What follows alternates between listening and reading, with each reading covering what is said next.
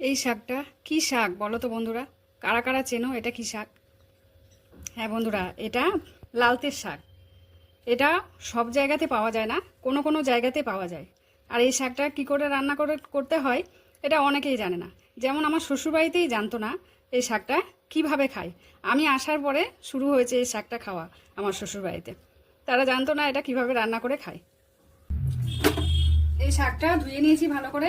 এবার এই শাকগুলোকে একটু জলে আগে সিদ্ধ করে নেব।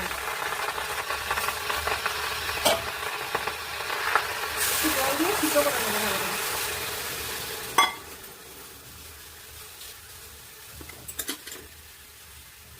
একটু নুন হলুদ দিয়ে নিলাম।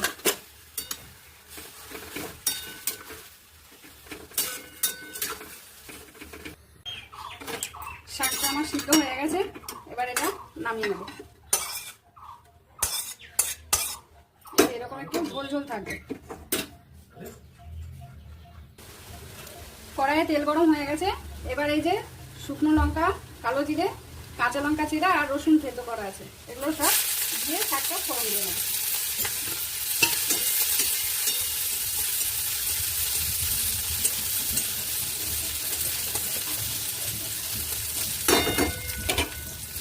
এবার শাকটা ঢেলে দেবো।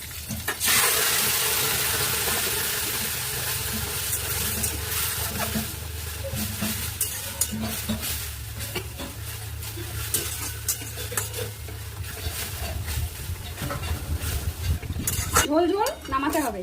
এইভাবে এই লালদের শাকটা রান্না করে খেলে এই গরমের দিনে খুবই উপকার। এই শাকটা ভীষণ উপকারী, এভাবে ঝোল ঝোল করে খেলে রোদ লাগে না, শরীর ঠান্ডা থাকে।